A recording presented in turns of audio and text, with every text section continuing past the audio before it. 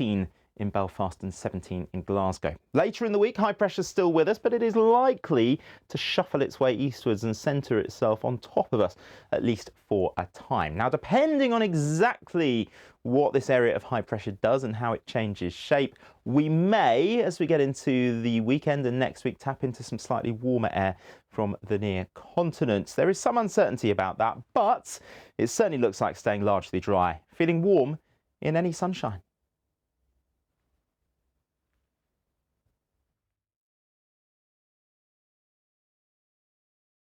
Today we're looking at the state of British politics. Asking, is technology ruining football? Are we too obsessed with our phones? Helen from Hull wants to know, how hot's the planet going to get? And we'll explain why prices keep going up and up. Also, Rach, did you know space has its own smell? Really? What of? The world is fast-moving and can be confusing. So let's talk about it. 5 Live Breakfast with Rachel and Rick. Listen on BBC Sounds.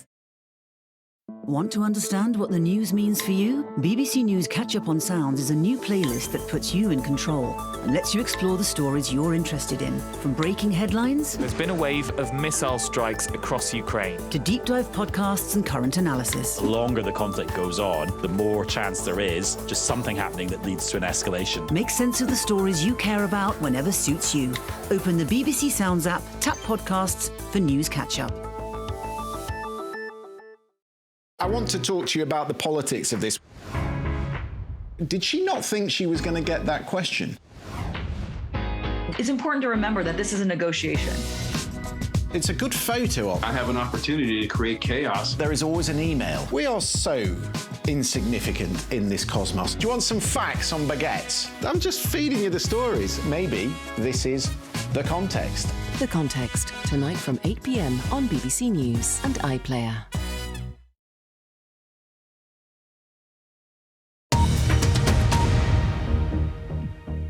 Hello, this is BBC News. Let's turn to our main headlines here. Reports in Portugal claim police investigating the disappearance 16 years ago of the British girl Madeleine McCann are preparing to search a reservoir.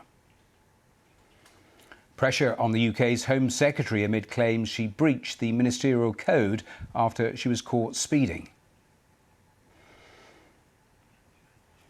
The low-cost airline Ryanair reports its first profit since the COVID pandemic as fares and passenger numbers increase.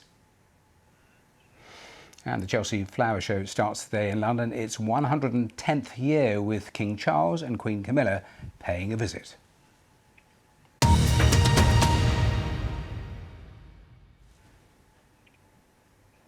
Well, let's return straight away to one of those headline stories. The Home Secretary, Suella Braverman, has insisted that nothing untoward happened in the way she handled a speeding offence. She asked civil servants about arranging a private speed awareness course.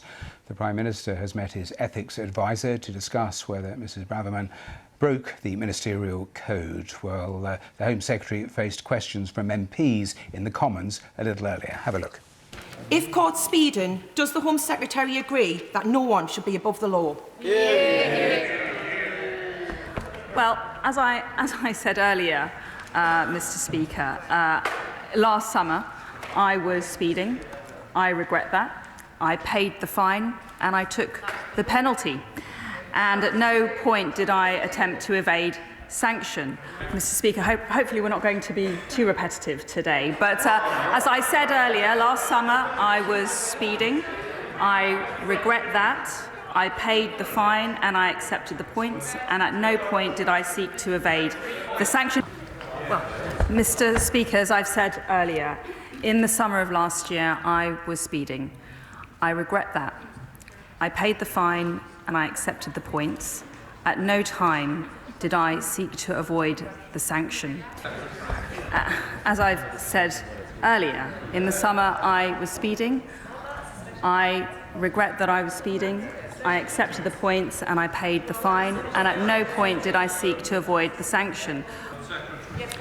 As I've made clear, last summer I was speeding and I regret that I was speeding. I was notified of the matter, I paid the fine and I took the points. At no point did anything untoward happen, and at no point did I try and avoid the sanction. Well, just a flavour of some of the questions for the Home Secretary. Let's bring in our political correspondent, Rob Watson. And Rob, what's your assessment of just how much pressure the Home Secretary is under here? Well, I guess, Matthew, if you had to grade political crises on a sort of severity scale of A, immensely severe, to E, not quite so severe, I think this is further down the scale in a sort of a D or E. It's clearly rather uncomfortable for Suella Braverman. I mean, you got a sort of flavour of it there, that slightly kind of cringe moment of her giving the exact same form of words, no matter how many times she was asked. But I mean, so far the Prime Minister's view has been, look, that he wants to see more information. And, you know, by and large, while there have been some voices raising doubts within her own governing Conservative Party, I wouldn't say there was massive amounts of pressure. But of course, with these things, as you know, Matthew, politics moves fast and sometimes it moves slow. But at the moment, yeah, I think sort of down the scale on the severity of political crises. All right, Rob, thanks very much. Let's continue with this. Let's talk to Tim Durant, Programme Director of the Ministers' team at the Institute for Government. Welcome here to the programme. Your assessment? I think, I mean, like your correspondent was just saying, I think the Prime Minister potentially and the Home Secretary will try and downplay this. I think the question is, there are two questions. One is, what exactly did she ask her civil servants for? And the Prime Minister said he's spoken to his advisor on ministerial standards. Be interesting to see if he asks for a full investigation into this. But then the second question is the kind of wider context and what this says about the Home Secretary in general and what the Prime Minister thinks is important. I think most people will think, okay, well, you know, a speeding ticket, it happens to a lot of people. Is it really that much of a big deal? But the bigger picture question is she achieving what she is set out to doing? Is the Home Office working and actually achieving what the Prime Minister wants it to? And I think there are plenty of questions to be asked around that and the Home Secretary, and many people will see this as perhaps a bit of a distraction or a bit of a storm in a teacup. Before, though, turning to those questions, we heard there in those repeated answers that she gave in the Commons, she talked about regretting that she was caught speeding. She talked about paying the fine. What she didn't address, which was at the root of each of the questions, was did she ask civil servants to intervene? Because that is where the potential for a breach of the Ministerial Code is, isn't it?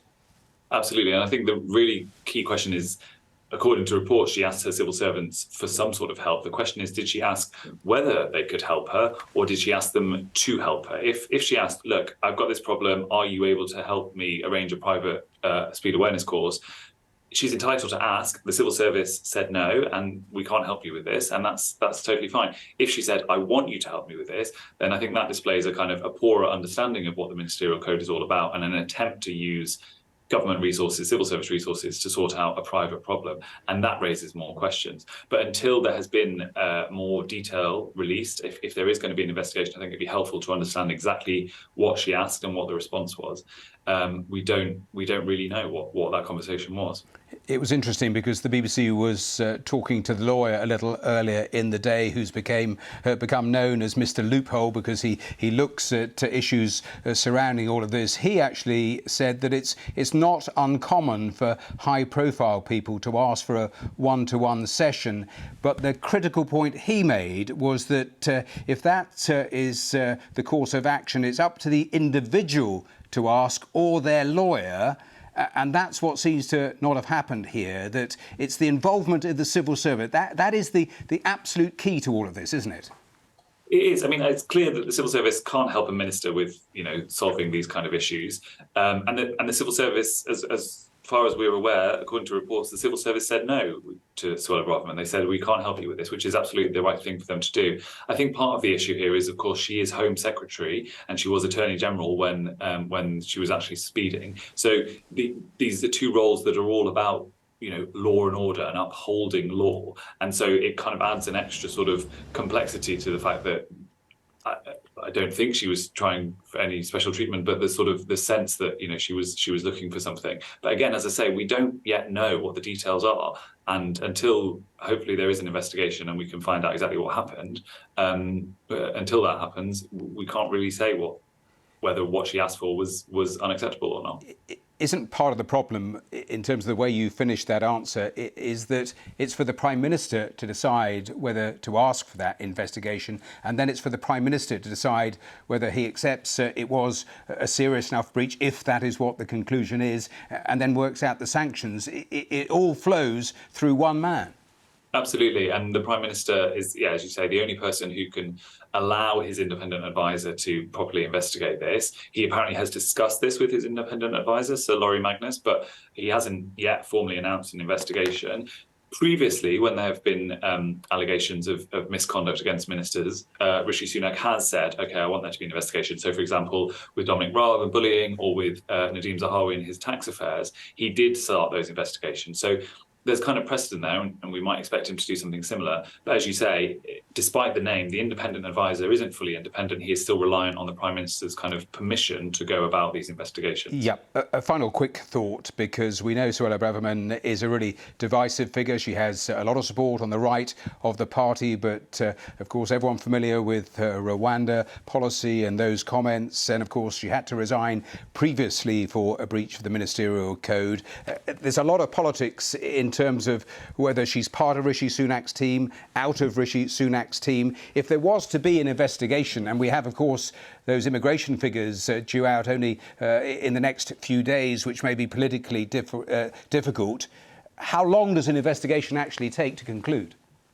I would think this one could be quite quick. I think, you know, I don't imagine there'd be much appetite for months of who said what, basically. You know, it's a conversation. People need to explain what they said and what was done. But I don't think it needs to take weeks. You assume it could be done in a few days or a couple of weeks. I think, as you say, the wider context of both Suella Braverman's kind of positioning within the Conservative Party and the big issues that the Home Office is dealing with, of which immigration is one, mean that there are sort of bigger picture political questions about the relationship between the Prime Minister and the Home Secretary that will undoubtedly be affecting his Rishi Sunak's view on all of these things.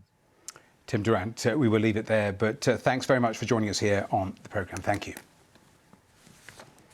Now let's stay with politics, because the Labour leader, Sir Keir Starmer, has vowed to cut heart disease, cancer and suicide deaths if his party wins the next general election.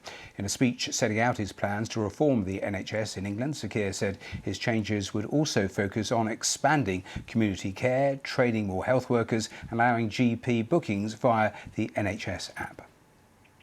To build an NHS fit for the future. And as with all our missions, we set that direction with clear, measurable goals. Goal 1, the next Labour government will deliver an NHS that is there when you need it. Ambulances, 7 minutes for cardiac arrest. A&E back to the 4-hour target. GPs, the highest satisfaction levels on record. Waiting lists down. Planned treatment within 18 weeks. No backsliding, no excuses. We will meet these standards again. We will get the NHS back on its feet. Well, that was Sir Keir Starmer a little earlier. Let's speak to our health correspondent, Nick Triggle, who listened to that speech. And Nick, in terms of the basic question that flows out of all of that, how does the Labour leader plan to do this if they win the election? Well, those commitments to hit those targets again will be a huge challenge. Some of them haven't been met for 8 years. So he talked about reform for renewal. He says the NHS needs to change, and he highlighted 3 key priorities for change. Firstly, he described them as the neighbourhood health service, moving care out into the community with more GPs and a bigger role for other health staff, such as pharmacists. He talked about healthy life expectancy and increasing that. We see a gap in terms of the numbers of years you live in good health of 20 years between the richest and poorest areas of the country. So there was policies such as a ban on junk food advertising. And then finally, his third priority for reform was better use of technology. We know how apps and digital technologies have revolutionised the way we shop, the way we watch television, and he wants the same to happen in the NHS. So the NHS app is something patients use to book appointments and to interact with the health service. And he says by making those changes, we'll make the NHS fit for the future and able to hit those very challenging targets. Nick, tell us a little more about the timeline he laid out and anything he said around cost. Well, the commitment is over the course of the next Parliament. But what we've heard today from him is what Labour and the other parties, the Tories as well, have been talking about for many years. In fact, the Tories pointed out that Labour are empowering Wales and have failed to do some of the very things that Sir Keir Starmer has been talking about today. So in terms of funding, this is a big unanswered question. Labour did not set out today how much investment it was going to make in the NHS over the course of the next Parliament. They say they can't do that until nearer the general election because of the state of the public finances. The Tories, it must be said, haven't set out how much they're going to increase investment, whether they're going to increase investment indeed.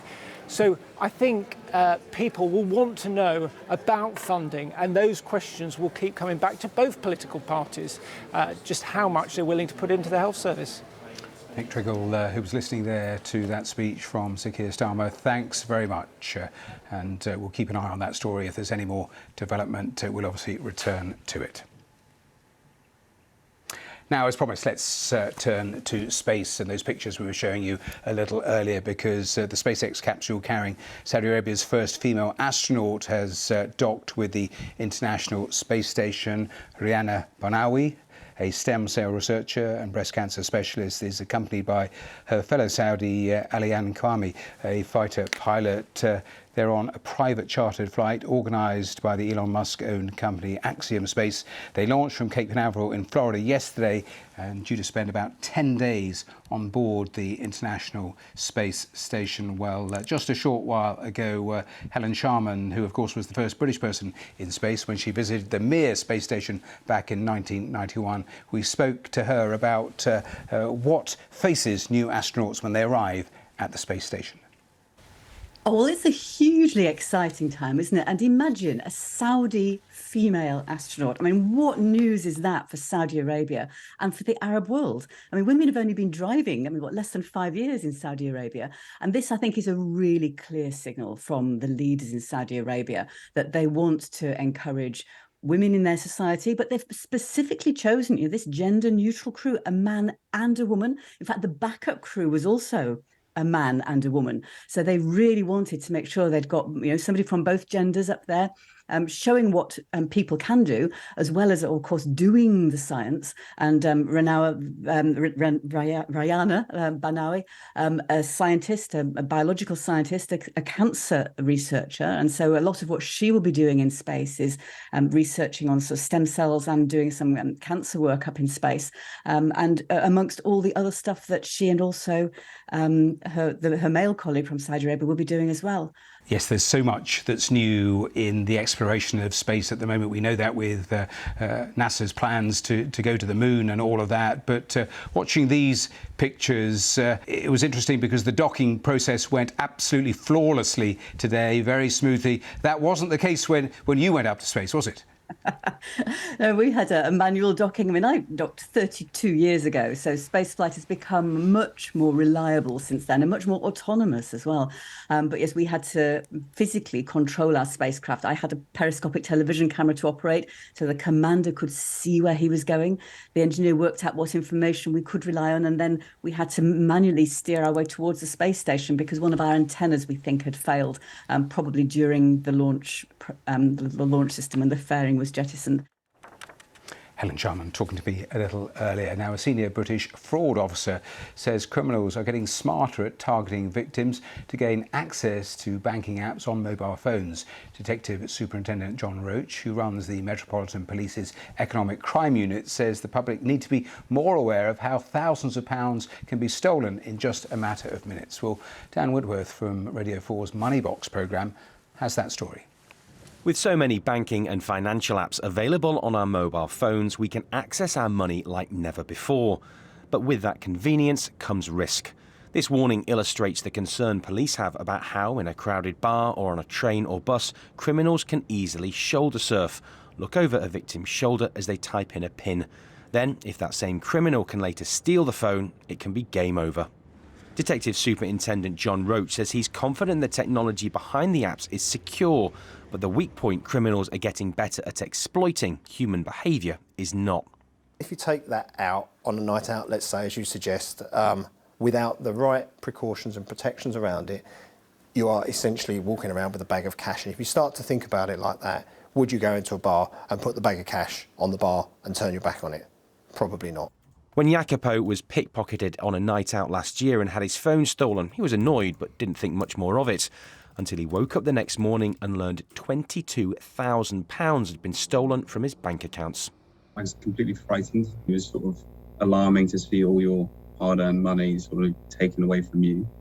I was in complete shock how it could have happened, and the fact that it happened to me just felt like I was super unlucky. 90% of adults in the UK now have a smartphone. So the advice from police if you want to avoid being a victim of mobile phone fraud is this. Number one, if you use a PIN or a passcode to unlock your phone, make sure you use a different one to open up the banking and financial apps inside your phone. Number two, never store a PIN or a passcode on your phone. If criminals get hold of it, they'll search it and they will find them. And number three, always be aware of your surroundings when you're using your mobile, especially if you're doing online banking. There's lots more advice in an article on the BBC News website, and the hope from police is the more of us that follow it, the fewer opportunities criminals will have to carry out what can be such a devastating crime. Dan Whitworth, BBC News. Now, the BBC's Naga Munchetti has revealed she has a debilitating womb condition. Naga has said that she lives with constant pain that becomes so acute that she has to scream. A flare-up over the weekend was so bad her husband called an ambulance. 1 in 10 women is thought to have the condition, and it can often go undiagnosed for years. Well, this is what Naga told BBC Radio 5 Live a little earlier today. Right now, as I sit here talking to you, I'm in pain. Constant, nagging pain. In my uterus, around my pelvis. Sometimes it runs down my thighs. And I'll have some level of pain for the entire show and for the rest of the day, until I go to sleep. Every so often the pain changes. It becomes a stabbing pain that takes my breath away. And I can do nothing but sit with it for a minute or curl up to cope. I'm in pain because I have something called adenomyosis. You probably haven't heard of it. I hadn't either until I was told 8 months ago that I have it. After decades of painful, heavy periods that made me pass out, sweat, cry, moan, groan, curled up in a tight ball, having to sleep on a towel. I'd set myself an alarm every 3 hours at night to make sure I changed my tampon. A lifetime of being told, you're just unlucky. It's one of those things. A lifetime of changing my behaviour, adapting my plans, changing my life to cope with the pain. And I am just one of many, many more women. Naga Munchetti talking a little earlier in the day on BBC Radio 5 Live. Now, the King and Queen are attending the annual Chelsea Flower Show. They're visiting a number of gardens, including one in tribute to the King's late mother. More than 150,000 people are expected to attend what is seen by many as the most prestigious flower show in the world. So let's head there. Let's go back to our correspondent Charlotte Gallagher, who's been there throughout the course of the day. And lucky you. And has that royal visit actually started, Charlotte? It has, Matthew, and I'm going to get out of the way because you can probably see behind me the King is having a tour of one of the gardens. This is a garden for the Samaritans charity, and he's being shown round by the garden designer. There's someone from the Royal Horticultural Society as well with him. And he's taken a real interest in these gardens along Main Avenue here at the Chelsea Flower Show. And he's very interested in nature. We know that about ecology. So he's looking at the plants, perhaps getting a few tips for his own garden. You never know. So he's making his way round at the moment. The Queen, she is also here, and she's gone off in a separate direction. She's gone into the Grand Pavilion where a lot of the growers showcase their flowers, their plants, their fruit, their vegetable. And we just think he's going to probably come out the back of this garden, you might be having a little sit down on that bench at the moment. And this is one of the gardens that looks very wild. It looks very natural, doesn't it, Matthew? And it's really a representation of someone's struggle with mental health. So at the start, there's lots of rocks in rough shapes, and then it gets a lot more calmer and peaceful as people make their way through the garden. And then you saw there the king with a bench right at the end where people can sit and reflect. So a lot of excitement about the king here at Chelsea Flower Show, as you'd expect. What you can't see is in front of me, I can see lots of photographers taking photos of the king here. It's believed he's also going to stop off at a garden that's in tribute to his mother, that's a bit further on, and there's also a garden that features a gorilla habitat, and we know that he's very interested in conservation and wildlife, so we think he could possibly stop off at that garden as well. But lots of really nervous and excited gardeners hoping for a royal visit, Matthew. And speaking to people today, when the Princess of Wales came earlier, she took a real interest as well. She was chatting to the gardeners, telling them about what her children did in the garden. She said that Prince Louis was growing vegetables at the moment, and she tried to get in the garden herself as much as she could. So it's always been very associated with the royal family, the Chelsea Flower Show.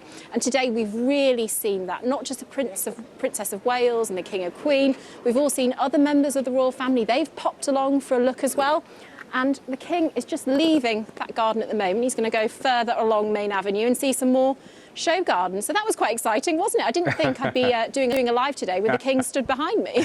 Perfect timing, Charlotte. I was looking at so many of the pictures, and there were some wonderful gardens that people have had a sneak preview of through the course of the day. But in one of them, a bronze statue of the king, and you were mentioning there one of the gardens in tribute to the king's late mother. Tell me more about both of those things. Well, the Royal Garden has, as you said, a statue of the King's head, and it also features some of the plants that are particular favourites of the royal family and ones that are grown in their estates. So obviously they've got them in Scotland, in Norfolk and in London and in Windsor. So it features some of those plants that the King and the Queen, his mother, the Queen Elizabeth, enjoyed so much. So that's a real moment for a reflection garden, really, on the Queen Elizabeth's relationship with the Chelsea Flower Show, because she was a patron of the Royal Horticultural Society for so long, and mainly every year. She only missed a few years. She'd come down here, she'd go down Main Avenue. Even last year she was here. She went down on a golf buggy and she got out and she spoke to gardeners, and she was really, really passionate about that. And I think her son's taking that on as well. So he's obviously incredibly passionate about nature and he's keen to get involved. Well, Charlotte, good to talk to you again, and I know you're there for the next little while, so you end up talking to Lewis on the programme that follows. But thanks for taking us through that and a little glimpse of the royal tour that's already started. That's just about it from the programme today. Thanks so much for watching. Lewis is here to take you through the next couple of hours, all of the major stories, a lot of stories that are developing here on BBC News. But thanks for watching, and hopefully I'll see you at the same time tomorrow. Bye for now. Hello, many of us have seen quite a lot of sunshine today, and in that sunshine it felt quite warm. There is more of the same to come, some spells of warm sunshine through the rest of the week. Certainly it is going to stay largely dry, but there'll be some areas of cloud around at times as well. And actually that cloud produced some splashes of rain across parts of southeastern Scotland, northeast England. There was another area of cloud across parts of eastern England that brought a few showers. And then also on the satellite picture, you can see this zone of cloud pushing towards Northern Ireland and Scotland. Initially, this will be quite high cloud, so we will see some areas of cloud through the night, and old weather fronts sinking down into parts of East Anglia, the Midlands, southern England. That could give the odd spot of drizzle, but broadly speaking, it's a dry night with variable